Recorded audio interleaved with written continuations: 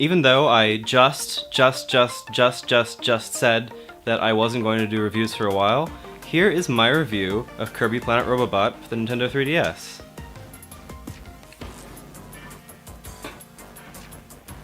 Planet Robobot, which is intensely hard to say, kind of has like a sci-fi vibe going on. There are aliens, robot aliens, who've invaded the planet, Kirby's planet, Popstar, and they're exploiting its resources, and it's a whole thing, and he has to fight back and whatever.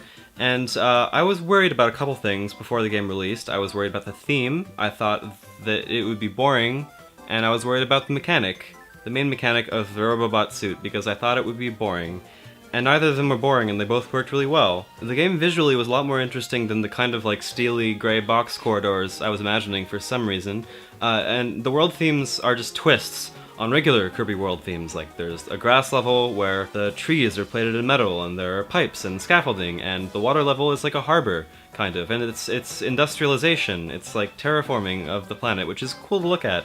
You know, good visual choice. Also, other good visual choices, there's a diverse set of colors used in the game. Not like Kirby isn't colorful, right? But like in platformers, one world a lot of the time will be kind of like uniform color-wise. Like in this game, the desert world's orange for most of it, but then there's like a matrix green pyramid right in the center. Another good choice is the camera angles that are kind of scattered throughout the levels that are more unusual. They make stages seem more three-dimensional and real, which is something that ironically I felt was missing from Triple Deluxe, even though it was the first Kirby game to utilize like 3D visuals. It felt really flat. This one doesn't. And then the mech armor I was worried about because it's third in line of a set of mechanics that Kirby games have been using, where there's kind of like an ultra move that is used for a segment of a level. And I've thought that the last two, in Return to Dreamland and Triple Deluxe, were kind of boring and just like okay at best and weren't the best parts of the game. This game manages to subvert and avoid the pitfalls of those two systems, and I'd like to talk about that a little bit. So the super abilities and the Hypernova Inhale in the past two games, those were problematic for me because of how they throttle your sense of choice. In the segments of the levels where they're used, you really can't deviate from like this course that you're on. The game knows where you're going to push the button at what time, so it kind of just sets out like a bunch of obstacles and it feels scripted. And Kirby, for me, is very much about choice because you have like 20-something different abilities to choose from. Why would you be limited to one thing for a segment unless it's like a super special like once deal? The reason that's not a problem in Robobot is because the suit allows you to copy abilities, and it feels like Kirby gameplay, just enhanced and enlarged, but it still feels distinct from regular gameplay because the movesets you have for each ability are different, and there are mechanics specific to the mech suit. Like there's this like screw thing you can do with your arm and like use it on certain platforms, and like you use it as a screwdriver, and it feels amazing because you're matching the like circle motion of the circle pad with the spinning motion. And like, what other first-party Nintendo franchise even puts that level of thought into like the 3DS controls? I got really excited about that. Even the completely inconsequential sticker collectibles that you get in the game are enhanced because of the mech suit. You can like stick them on his little biceps.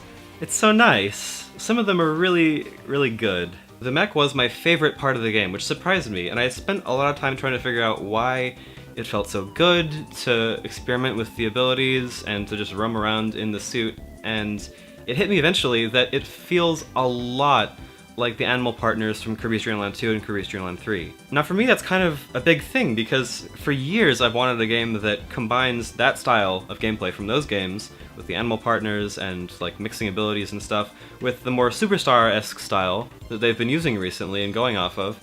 And here it is. It's just here, and I didn't realize it for like halfway through the game. I actually noticed a lot of nods to those games, Dreamland 2 and 3 specifically, maybe because of the suit thing, but like there are some really nice remixes that caught me off guard. There's some really weird surprise boss appearances, which I won't spoil for you because they got fucking spoiled for me on a Game Explain thumbnail on YouTube when I was listening to the music.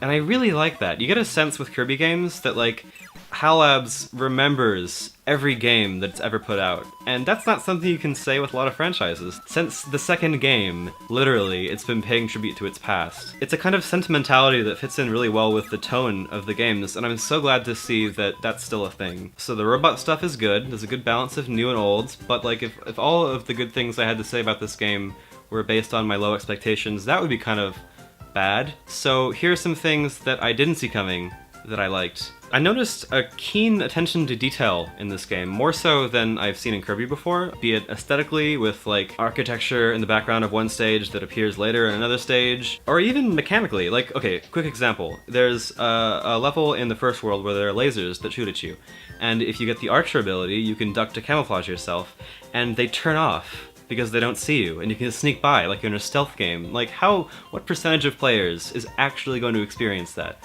But they put it in anyway. And the game asks you to constantly be looking out for those details through the puzzles, which were also really good this time around.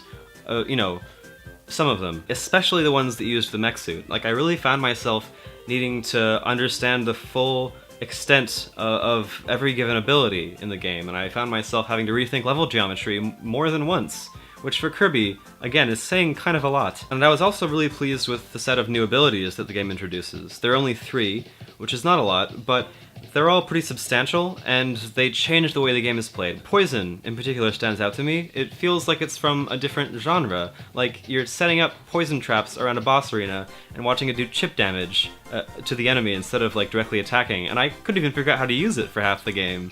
But once I did it was so satisfying and so unexpected. But I have to say, the biggest surprise for me was probably the emphasis on story, of all things. You know, Kirby has had some flirtation with story in the past, usually kind of like has a fairy tale, simple bedtime story vibe or something, but the sci-fi influence on this one really changes that, because the alien invasion narrative is something that has a lot of cultural baggage. It's basically always been an allegory for colonialism since War of the Worlds. This could be the beginning of the end for the human race. For what men first thought were meteors or the often ridiculed flying saucers are in reality the flaming vanguard of the invasion from Mars.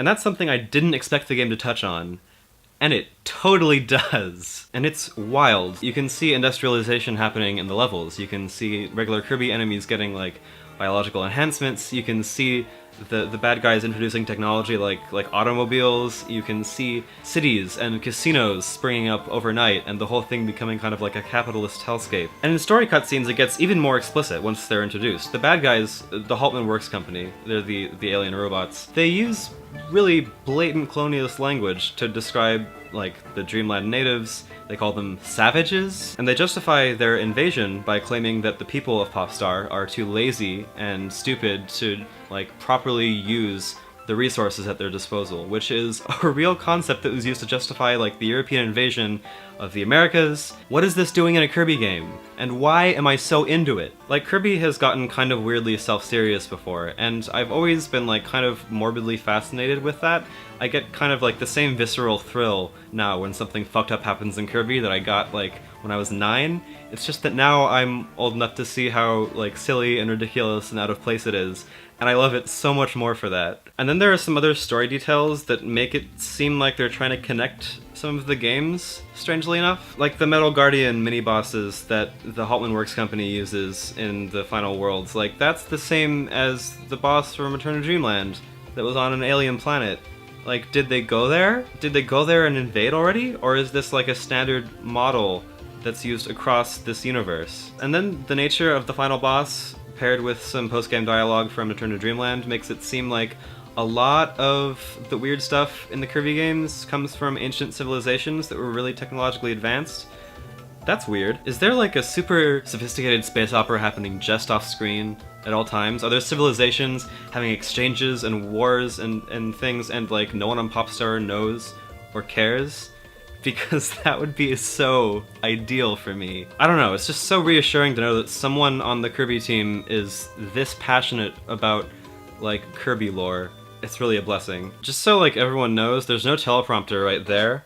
I look in that corner of the room a lot, and I feel like it looks like that there's a script there, but like it's just cabinets. But okay, calming down. I've been lavishing the game with a lot of praise the past few minutes, and there are some issues with the game, and I would be remiss if I were to not mention them. This is a major nitpick, and it's something I usually don't care about at all, but like the frame rate was weirdly inconsistent when I had the 3D on, and I think the fact that I had control over it was what kind of skeeved me out a little bit. It's just a game where the 3D works really well and looks good and is important for gameplay, and I felt like I was constantly making a weird compromise in my head as to whether I should have the 3D on or have like smooth frame rate, and it just kind of felt messed up. And then something that isn't exactly bad, but was more just disappointing for me, was the way the ending was paced. I feel like there was kind of a gameplay beat missing before the final boss sequence, which itself was very long. I think I just really wanted to go to Planet Robobot,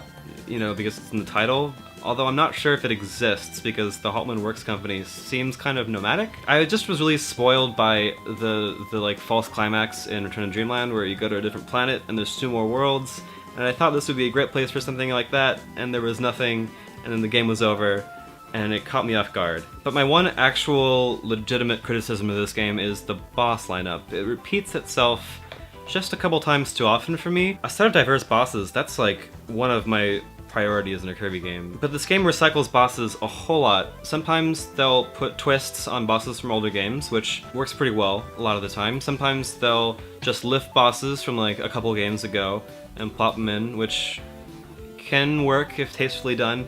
And then sometimes it straight up takes a boss from earlier in the game and you have to fight it again and it's almost the same. And I don't even mean like the extra modes, I mean in the main story. Luckily some of the bosses are very good, and they all have multiple phases pretty much, and a lot of time you have to do like that running in a circle 2.5D stuff like in Kirby 64, and I appreciated that a lot. But this is a game that's reusing assets like pretty much across the board, using the same engine as the last game, so I expected a little bit more new stuff. But that isn't a damning fault. None of the things I just talked about are, because this is a really good game. It's a great Kirby game, it's a great game in its own right, and it's up there with my favorite Kirbys, and you should buy it if you like Kirby at all. And if you're interested in getting into Kirby, this is a really good place to jump in. Actually, any of the past 3 games are a really good place to jump in. If you care about the series, I can't recommend it enough, but here's the thing. The next one needs to be different, because they've been working off the same model of Kirby game for like 5 years now. Kirby has always been a series that can change without losing sight of the essential core spirit that originally inspired it, and I think that's really amazing, and I hope HAL Labs can like keep sight of that in the future. I think they will. Kirby does tend to pop up at the end of a console's life cycle, so I'll be excited to see what's coming for Wii U. Maybe a 3D game, maybe a full 3D Kirby. You think they're gearing up for that? I mean, they put a 3D minigame in Robobot, and they wanted to do a 3D game before Return to Dreamland. It's like they had concepts for it and everything. I don't know, what do you think? Leave a comment or something.